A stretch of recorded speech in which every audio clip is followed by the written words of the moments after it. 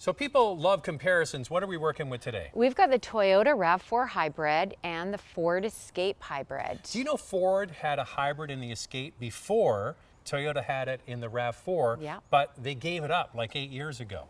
They could have kept going.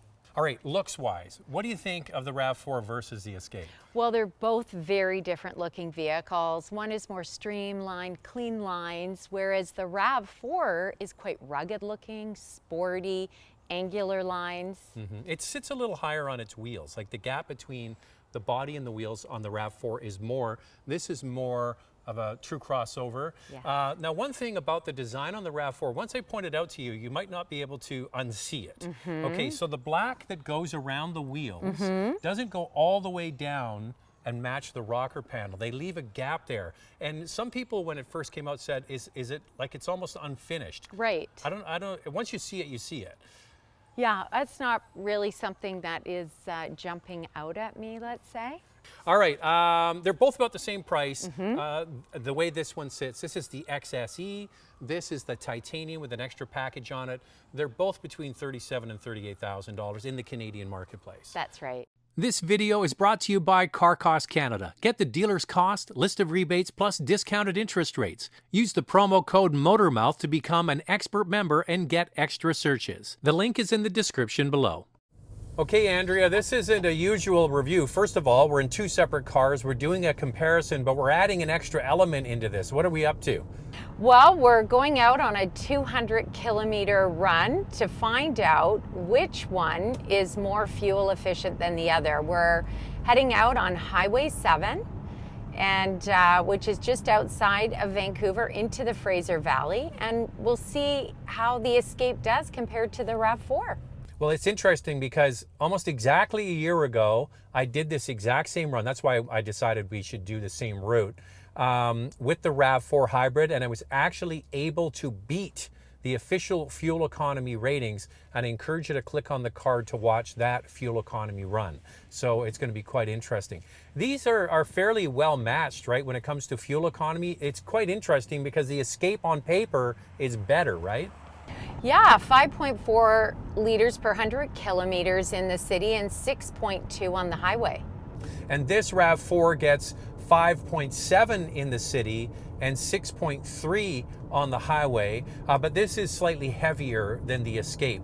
But we should talk about what we're doing here is we're driving out on Highway 7, as you mentioned, and we're just going with the flow. We're not racing, we're not hypermiling, we're just cruising along with the flow of traffic, whatever the pace is, right? Yeah, we're not accelerating hard. We're just really taking our time to get some accurate numbers.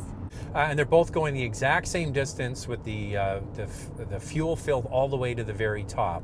All right, now, what do you want to say about your Escape that you're in? What about the inside of it? How do you like it? Well, the inside is very comfortable. I have to give it that. I like the infotainment center between the two, the RAV4 and the Escape. The Escape was just so easy to use, very simple. I'm not saying the RAV was hard. I mean, you figure it out, but the Escape was just easier. I love the panoramic sunroof in the Escape. That's not an option in the RAV4. You just get a small one. But you're right, there are a few things that are quite different between the two. For example, on your Escape, you've got a head-up display. That's that little flippy plastic thing on top. I think it's kind of cheap looking, but at least it's offered. Also, you get that big, beautiful digital instrument cluster, which isn't even available on the RAV4. So there are some differences, right? Plus, you get the big pano roof. Would all of those add up, do you think, to make it better? You're saying this RAV's better on the inside. Well, I think that the Escape definitely has some positives, but I prefer the RAV4's interior only because of the quality of the materials. In the Escape, I'm not crazy about this faux wood trim. It's hard plastic. I get what Ford was trying to do to make it look a little bit more upscale, but it just falls flat to me. Now, we were driving yesterday from car to car, shooting, and we were doing some hard acceleration, and it was pretty obvious right out of the gate that this RAV4 is much quicker, right? It certainly is. We did our hard acceleration, and I was actually in the Escape. I put my foot right down on the gas, and it was pretty clear that the RAV4 took off.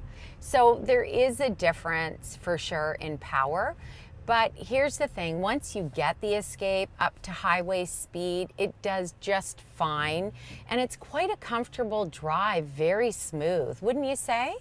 I like the way it drives. I think, flat out acceleration is only one component of owning a vehicle. And I'll tell you why. Because we're stuck in bumper to bumper traffic right now. And it's a perfect example of straight out acceleration isn't everything. Comfort is important. And I find the Escape comfortable. It's going to be interesting at the end of the 200 kilometers, which one we found more comfortable for a long drive. That will be a good test. Yes, for sure. Well, we are switching halfway. So we'll see whose butt's more comfortable in the end and which one has a sorer butt. I know yours is really comfortable. Mine's super comfortable. I could be sitting in my living room. That's how comfortable and plush it is. Funny, hey, how Ford could make some pretty good seats. Oh, I thought you were talking about your butt is comfortable.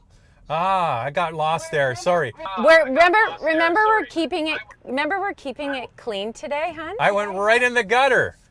All right, listen, I just want to talk about an interesting fact is that these two vehicles have a similar design hybrid system, right? So this RAV4 has a 2.5 liter 4-cylinder matched to their electric system to make up the hybrid, and the output is 219 horsepower. What are you working with the Escape? The Escape has a 2.5 liter 4-cylinder, same sort of hybrid system, but we're working with 200 horsepower. And that extra 19 horsepower, like we saw with the acceleration, makes a difference. Both of them have the exact same size electric motor, 88 kilowatt electric motor to help propel these down the road. And both are available with all-wheel drive. Now let's get into the size, because visually the RAV4 looks bigger. And I think it's because it sits higher on its wheels. There's more of a gap between the fender and the wheel, where the Escape sits more like a car, but inside there's not much in it, is there? No, and when you get into the Escape, I actually feel like I'm sitting up higher in this one than I do in the RAV4. Visually, the exterior maybe doesn't look like that, but you do feel that you're sitting up higher, and there's more headroom in the Escape than in the RAV4. Yeah, I think what it is that the dash is a little lower for you and your seat's a little higher. That gives you that better view. I quite like it. As for legroom, I think they're pretty much equal. The cargo space is larger in the RAV4 than what is available in the Escape. Yeah, I went in the back seat of both of these, and I'll show you visually here the comparison between the two. And depending on where the front seats are situated, they're both about the same in the back seat. Front seats feel, when you're driving or a passenger, about the same. But the cargo area, you're right, is bigger. If that's a concern and you take a lot of stuff, RAV4 is the clear winner there. Now, what about looks? Well, looks, they're both very different vehicles, aren't they? The exterior of the Escape, it has more of a clean line, more streamlined, whereas the RAV4 is more rugged, angular lines, maybe creating more of a sporty look. I don't know. I'm an outlier. I did the review of the Escape at the beginning of this year, at the gas version, same color. It looks exactly the same. And I said I liked it. And I thought it looked kind of like they borrowed heavily from the Porsche Cayenne, the model we have. And I see that, but everybody thought I was crazy. Yeah, I agree with everyone, too. I just don't see it. And so when we go on our walks, you mention it every time we see a Ford Escape, and I always politely disagree with you. Yeah, well, you see what you see. I think it does have some elements, especially with the script across the back, the headlamps, the shape, the curves. It looks also like the Kia Sportage, or if you're American, Sportage, which I don't get how they get Sportage out of Sportage. And they probably think they don't understand how we get Sportage out of Sportage. But it has, but it has a kind of look like that Kia as well, the Kia Sportage. Do you know what I see when I see the Ford Escape? And there's nothing wrong with the design of the Ford Escape, but this is what I see. You see the Porsche Cayenne, and I see the Escape being a huge hit for Ford in a Cars movie. Oh, like Sally Carrera? Like Sally Carrera, but it would be the Ford Escape. And I swear, if that grill could talk, it would. What would it say, Andrea? It would be clean. It certainly wouldn't say anything dirty. Wouldn't say anything about you've got a nice cushy ride? Is that what you mean? It just might. I mean, I guess it could be a dirty Ford Escape in a Cars movie. I've even got names picked out. I've got like it being a female car with a name like a male name like a Frankie or a Charlie or a Billy. I think this could be a huge hit. All right, well, whatever deal you strike with Disney, let me know. I'm married to you, so I want to cut. Oh yeah, for sure. Hey, Disney Pixar, call me. I've got some ideas. And the thing is, if it's a go, then I can finally get my 911 GT3 Touring. Sound good? Is that a deal? That sounds great. That sounds great. See, there is a Porsche connection. You just don't see it. Sally Carrera. There you go.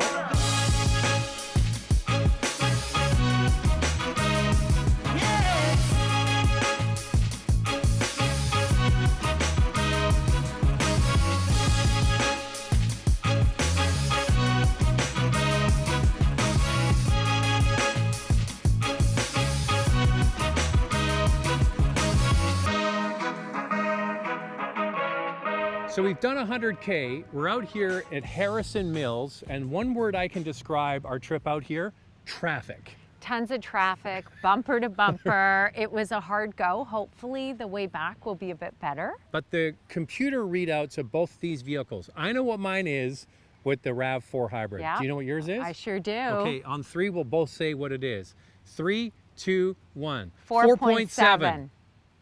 Really? Yeah, is yours really that? Yeah.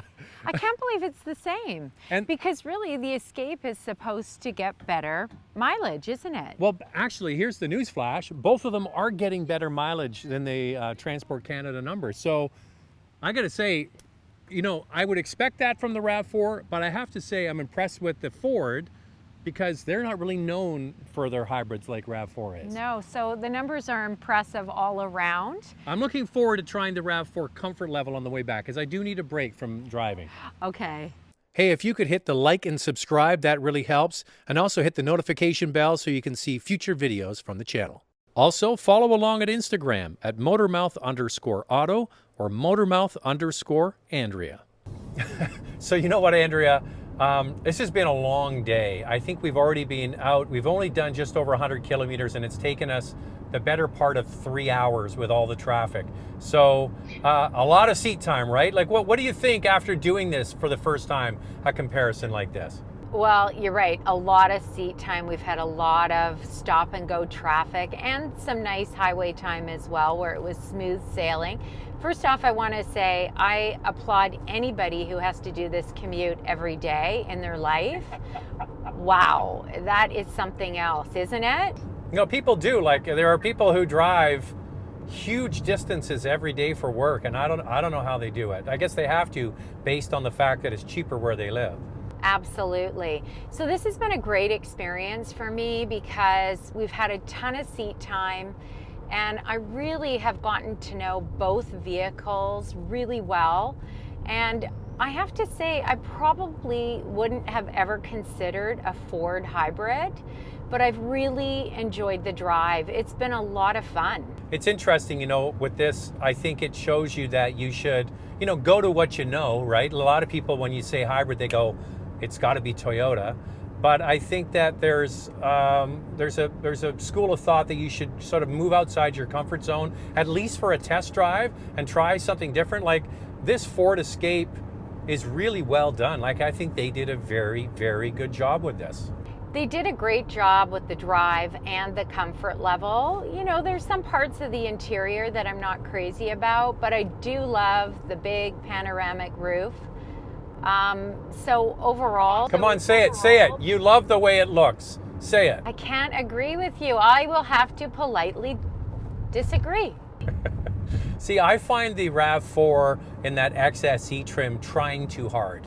Like, it looks like it's got all this plastic stuff on it. It's just trying too hard. This is just, it's just graceful. Kind of like you, Andrea. Kind of like you, graceful. Well, it's definitely got a streamlined look to it. I'll give you that. But I love that chunkiness and sportiness of the RAV4. I think Toyota's done an excellent job. All right, well, we still have a lot of miles and kilometers to go here, so we're going to pick it up after we filled it up. We'll crunch the numbers, and we'll come out with the real-world fuel economy champ. Right now, they're tied, which is crazy. Well, I've never driven such a short distance, 200 kilometers, but been so tired. All I can say is I need a cocktail stat. So much traffic. That took us 4 to 5 hours almost, didn't it? All I wanted to do was get off that road and get on a highway. But we stuck with the plan. We stayed on sort of an intermediate side road and highway, and we have the numbers. We do. So who's the fuel economy champ? Let's do it in reverse order. In second place. In second place, the RAV4. It came in at 7.1 liters per 100 kilometers, which is 33 miles per gallon. Yeah. And the Escape, 5.5 liters per 100 kilometers, which is 42 miles per gallon. The one thing I have to say about the Ford Escape, you know, I'm going to tell you right now, I'm still choosing the RAV4 based just purely on resale value. Yeah. But this has really impressed me because, you know, Ford was out of the game for 8 years. They've come back with this new Escape, which is so much better than the last one. And then you throw in the fact that it's a hybrid. They did a really good job. They did a really good job. And I have to be honest, the Ford Escape is probably not one that I would have considered. You got to do your due diligence when buying a car, especially when you're spending this much money. And it's really about your needs and your lifestyle. After sitting in these cars for as long as we did. All right, I'm going with RAV4, just based purely on resale value. Which one are you picking? I'm going with the RAV4 as well. I like the styling, the interior, and I like having more cargo space. But don't discount this. This, they did a very good job. Really good job. I am very impressed. Car Cost Canada provides the dealer's cost, a list of rebates, plus discounted interest rates. Use the promo code MOTORMOUTH to become an expert member and get access to exclusive and powerful savings. The link is in the description below.